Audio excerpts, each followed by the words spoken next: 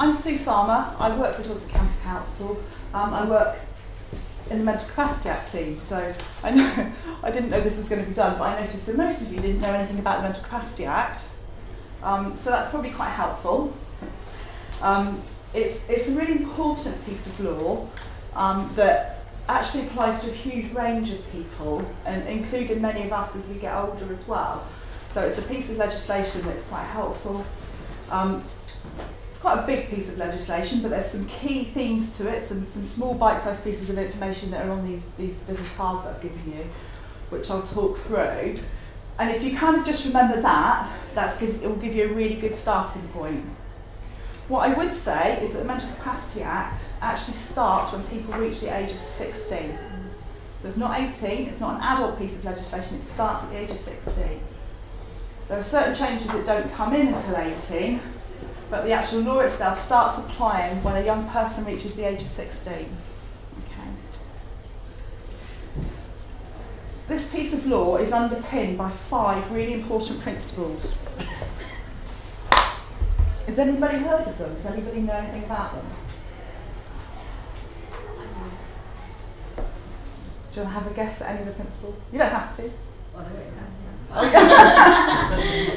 Okay then. So it's basically proving that someone has mental capacity to not be able to make the decision. Yeah, the principles. Assume that because somebody, they can't make that decision. Yeah, that's the first principle. So on your card here, it's to be a person must be assumed to have capacity unless it's proven otherwise. So that's really important. That means that if a doctor, a social worker, a nurse, a teacher comes along and they think that somebody's lacking capacity, it's for them to prove, it's for them to evidence. It's not an assumption that we just look at somebody and because we might think they might have a clear disability, that they lack capacity. Okay? The second principle is that everybody should be given all the help and support they need to make a decision before it could be concluded they can't make a decision. So that's about saying, if we're going to ask somebody to make a decision, we've got to give them information to make that decision. It's not a test. It shouldn't be like in school where the teachers know the answers and the kids have got to find it out for themselves. So if we want somebody to make a decision, and we're talking about life-changing decisions sometimes, it might be about medical care and treatment, it might be about where someone is living, it might be about how their care is delivered to them. We've got to give them information about that decision first. And we have to give them that information in a way that they are most likely to understand before we can say they don't have capacity. Now, I've seen work done with a young woman with very severe autism. She's got no speech, she's got some sign language, and they wanted to do some blood tests on her. She'd been on some medication since she was very young. They were concerned the medication might not be helpful to her. Because they didn't have to do this blood test straight away, they took 6 months to educate her about the need for the blood test, including writing stories about people having blood tests, showing her pictures and film clips, giving her opportunity to look at the equipment, giving her a chance to meet the nurse that would do the blood test. And at the end of that 6-month period, she was able to make a decision about having a blood test. And she was starting to feel unwell herself, she wasn't feeling the best of health, so she obviously linked that with if I have the blood test, they can find out what's wrong with me. Now she's someone I wouldn't have put money on allowing a blood test to take place. She's somebody that I would have thought would have had to have almost been restrained to take the blood, which would have been awful for her. So in that instance, because that decision didn't have to be made there and then, she was given all the information she needed to make the decision first. So that's really important for you as young people, it's important for us as parents and carers, and even for us as adults when we get older or when people start making decisions for us. We have to be given all the information we need in advance of making the decision. Okay? The third one is my favourite principle of all. People are allowed to make unwise decisions. Unusually, this bit of law recognises that as human beings, we make a range of decisions which can be unwise, but that doesn't necessarily mean that you're lacking capacity. And I always say, am I the only one who drives my car too fast, clearly eats too much, maybe drinks too much, maybe spends too much money, maybe stays up too late at night. The chances are that's not true. Lots of people do those kind of things that we might think are unwise from time to time. So the law allows people to make unwise decisions. The fourth principle is that any decision that we make on behalf of somebody who lacks capacity, so if we establish somebody who's lacking capacity, it has to be done in their best interests. Now that's not just about, well, I'm assessing your capacity and I'm a doctor, so I think it's in your best interest to have this medical treatment. It's a much broader question than that. It should take into account medical issues, but moral, social, ethical issues. It should take into account the thoughts and wishes of the person, first and foremost, as well as carers, family and people around them. Okay, so if somebody says, I'm making the best interest decision for you, and it's a one-liner on a piece of paper, and they haven't consulted with you and haven't involved you in that decision, it is not a best interest decision. It's not done properly. And finally, any actions or decisions that we take on behalf of somebody who's lacking capacity, it has to be the minimum intervention necessary, the least restrictive, in order to keep that person safe from harm and to promote their health and welfare.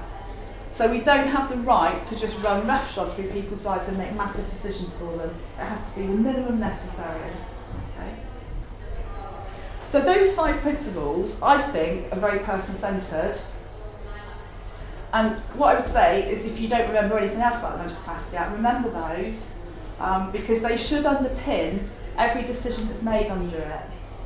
And if people try and tell you otherwise, draw them back to the principles.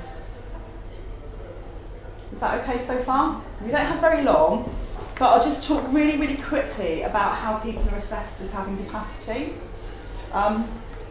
Because I think it's something that we probably all may think we know on a sort of a gut instinct. It's really important that if we're assessing somebody's capacity, it's about a specific decision. So we shouldn't be making global statements that somebody lacks capacity. It's about a specific decision. So it might be about leaving home or what care you're going to receive. So you have to frame that specific decision for that person, and you assess their capacity at the time they need to make it. So it's time and decision specific. And the very first question that has to be asked is, does that person have an impairment to or disturbance of the functioning of the mind or brain? I'm sorry that sounds really ridiculously wordy, but that doesn't, the reason it's written out that way is it doesn't mean that somebody has to have a clinical diagnosis of something like a learning disability or autism or Alzheimer's or dementia. It can be a reasonable belief that there's something that's kind of going on for that person that's impacting on their ability to make a decision. And that impairment has to be linked to their ability to make a decision. So you have to have a reasonable belief that that impairment is actually affecting that person's ability to make that decision. So that's the first bit. That's almost like a threshold. If you don't have that bit, you can't even step over the threshold into the Mental Capacity Act. But once you've done that, there are 4 very simple questions that have to be asked. 1 is, does the person have all the information that they need? Do they understand the question? So the question has to be framed for them. They have to retain that information for long enough to make the decision. So that doesn't necessarily mean that somebody has to remember it forever. And I've certainly seen decision making done with people who have got Alzheimer's and dementia who can perhaps only remember that for 10 or 15 minutes. But actually when we've gone back and revisited that question with them, they've come to the same answer. So actually when they're given the same information, they come to the same answer time and time again. So the law says you haven't got to retain it for very long to be able to make that decision. The person has to use that information and demonstrate some ability to kind of balance or weigh that information. That's the hardest bit. That's the bit that an awful lot of people aren't able to do, because we're actually asking people to think of the advantages of making the decision versus some of the disadvantages of making the decision. If I choose to eat lots of chocolate cake, I'm going to get fat. If I don't eat chocolate cake, well, it makes me miserable, but actually I'm more healthy. Those kind of pros and cons that we're looking for. But every case that has ever gone to the Court of Protection, who are the court that oversee this piece of law, they really urge us not to set the bar too high. So it's not like a test. It should be about people understanding the reasonably foreseeable consequences for them of making or failing to make a decision. And they have to be able to communicate, which is the fourth question, they have to be able to communicate that answer in any way possible. So that's how that individual communicates. It doesn't have to be speech, it doesn't have to be in writing, it's how that particular person communicates. So I've seen my manager do a capacity assessment on gentlemen who had a stroke who couldn't speak at all, and basically could just squeeze hands and slight nod of head. And after a long time, he was able to conclude that this gentleman did have capacity, because he went back, he visited him several times, he framed the questions in a number of different ways, and at the end he was satisfied that this chap, with very, very limited communication, did have capacity to make a decision, which was lucky for him because it was about getting married. So failure on any one of those 4 points means the person is deemed as lacking capacity. So if they pass all 4, they've got capacity, which then means that people are free to make decisions for themselves without interference from the state or other people. Okay? If somebody's lacking capacity, it means that then decisions have to be made for them and with them in their best interests. And that's about, as I say, it's about any medical issues, welfare issues, social issues, ethical and moral issues. So it should be a very balanced decision. It shouldn't be a very one-sided decision. And the person at the centre of that, even though we've said they're lacking capacity, is the person themselves. So their wishes and feelings are foremost in the equation. And the next people we talk to are family and carers, because actually they're the people that also know them best. They know their background, their history, and how they've chosen to live their lives that far. So you draw in other people, so it's a support around decision making.